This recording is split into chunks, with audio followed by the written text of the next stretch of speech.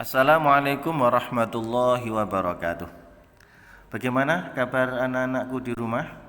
Pak Guru berharap semoga kalian senantiasa diberikan sehat walafiat, dan Pak Guru berharap tetap semangat dan ceria. Terlebih di dalam belajar, karena ketika kita belajar di rumah sendiri seperti ini, ada sesuatu yang kurang.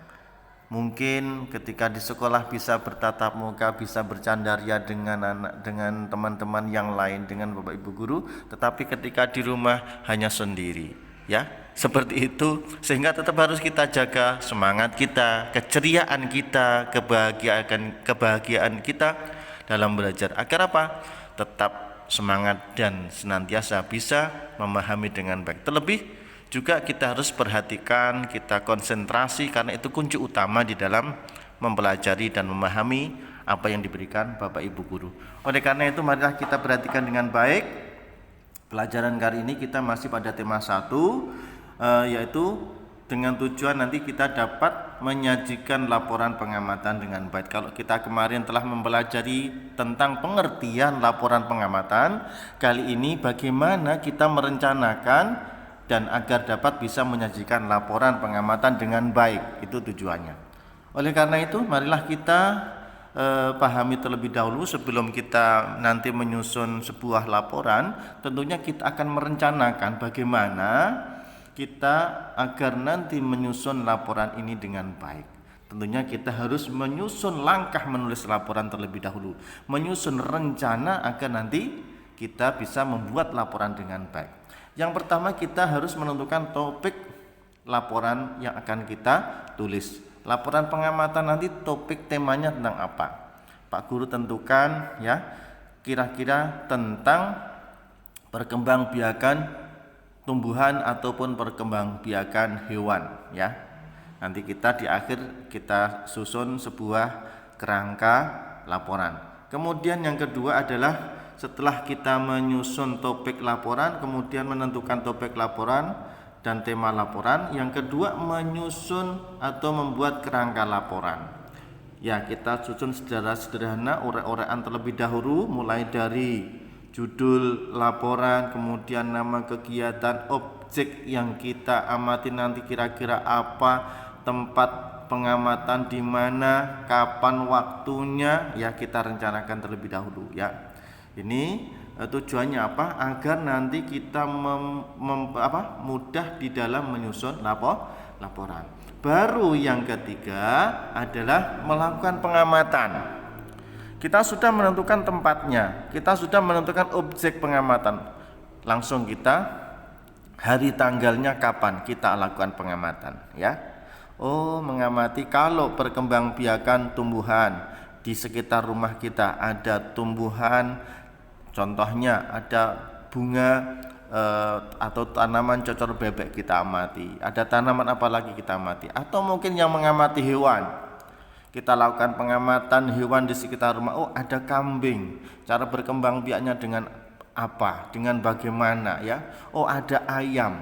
Nah, nanti kita susun sebuah kerangka laporan yang akan memudahkan kalian untuk menyusun sebuah laporan ya. Kemudian yang terakhir, baru setelah kita melakukan pengamatan dengan baik, kemudian saat pengamatan itu kita buat oret-oretan, coret-coretan untuk mempermudah membuat laporan. Baru setelah selesai pengamatan, kita nomor 4 menulis laporan dengan bahasa yang baik, dengan bahasa yang runtut ya. Itu langkah-langkahnya. Untuk itu kita akan merencanakan menyusun laporan ini dengan sebaik-baiknya ya. Kita bisa melihat contoh kerangka laporan. Saya zoom. Ternyata tidak bisa kita zoom. Ya, di situ ada contoh kerangka laporan hasil pengamatan. Kita perhatikan, kita bandingkan kerangka laporan dengan laporan hasil pengamatan. Yang pertama adalah judulnya, laporan hasil pengamatan, sama. Kemudian nomor 1, nama kegiatan dilihat sebelah kanan, nama kegiatan juga. Di situ tertera pengamatan tanaman di Taman Buah Mekarsari. 2. Lokasinya, lokasi pengamatan di mana? Taman Buah Mekarsari, Jawa Barat. 3. Objeknya sudah ditentukan. Oh, ternyata objek pengamatan tanaman yang tumbuh di Taman Buah Mekarsari. 4. Waktu pengamatan kapan? Di situ tertera Minggu 15 April 2018 pukul 9.00. Ya. Kemudian yang kelima, hasil pengamatan. Hasil pengamatan itu kemudian ditulis, dikembangkan dari ide pokok, ya. Ide pokok yang pertama atau paragraf pertama, deskripsi Taman Buah Mekarsari. Dari ide pokok itu dikembangkan menjadi satu paragraf. B. Ide pokoknya apa? Tanaman yang tumbuh di Taman Buah Mekarsari, dikembangkan menjadi satu paragraf. Kira-kira seperti itu ya. Dalam menyusun kerangka laporan, kita menyusun dulu kerangka laporan agar nanti kita bisa menyusun laporan ini secara baik bahasanya, kemudian penampilannya, tulisannya bisa baik. Kita lanjutkan. Nah, nanti di dalam menyusun laporan kira-kira tampilannya seperti ini ya, rapi. Itu penampilannya dari atas, judulnya di tengah, kemudian nama, kegiatan, lokasi pengamatan, waktu pengamatan, objek pengamatan, hasil pengamatan, penempatan titik 2-nya rapi dari atas ke bawah ya. Kemudian kita isikan isiannya seperti itu ya kira-kira. Nah, sekarang kita mengembangkan kerangka laporan. Contoh kerangka laporan nanti yang akan kita kembangkan seperti apa. Anak-anak bisa memilih contoh kerangka laporan yang akan kalian tulis nanti. Bisa seperti sebelah kiri ya toh. Sebelah kiri itu laporan hasil pengamatan tentang cara perkembangbiakan tumbuhan di sebelah kiri. Sebelah kanan laporan pengamatan cara perkembangbiakan hewan. Mulai dari nama kegiatan, lokasi, objek, waktu pengamatan sampai hasil pengamatan. Kalian rumuskan terlebih dahulu, kemudian nanti itu sebagai bekal untuk melakukan pengamatan ya. Oret-oretan ini nanti kalian jadikan bekal, kalian bawa untuk catatan kecil saat melakukan pengamatan. Oke ya? Sudah paham? Oke. Nah, setelah kalian nanti menuliskan kerangka laporan oret-oretan itu nanti, baru nanti kalian tulis, kalian kembangkan menjadi sebuah laporan pengamatan. Kita kembangkan kalimat ide pokok yang ada pada hasil pengamatan A.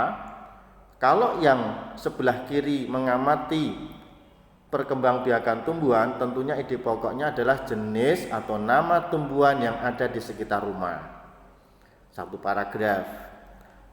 Kemudian paragraf kedua, jenis atau cara perkembangbiakan tumbuhan di sekitar rumah. Kurang lebih ya 4 kalimat seperti itu ya, biar tidak terlalu sedikit. Kalian kembangkan dengan kalimat kalian sendiri. Saya yakin Pak Guru kalian bisa semuanya.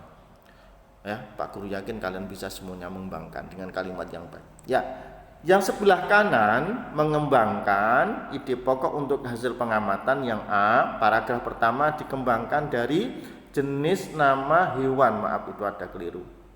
Nama hewan yang ada di sekitar rumah. Oke ya. Kemudian yang B, jenis atau cara perkembangbiakan hewan yang ada di sekitar rumah. Jadi boleh milih cara perkembangbiakan tumbuhan atau cara perkembangbiakan hewan. Kalian yang lebih mudah yang mana yang ada di sekitar rumah kalian ya. Saya kira itu ya.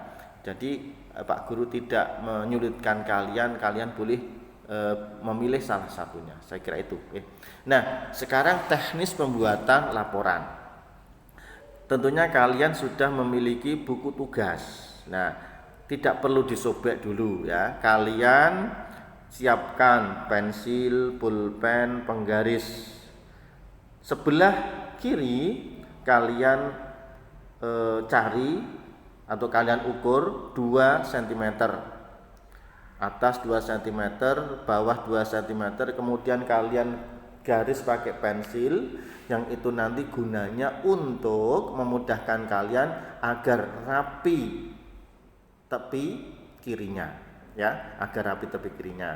Sudah kalian garis ke bawah, kalian baru menuliskan judulnya dulu di atas, ya, kira-kira letaknya di tengah lah, seperti itu ya.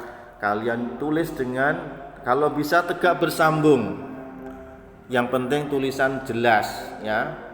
Pelan-pelan, tidak perlu balapan nulis ya, pelan-pelan saja. Mulai dari judul laporan hasil pengamatan, kemudian bawahnya dileti satu baris nama kegiatan, titik 2-nya nanti dikira-kira agar titik 2 itu dari atas sampai bawah rapi. Kemudian diisikan pengamatan cara perkembangbiakan tumbuhan atau hewan.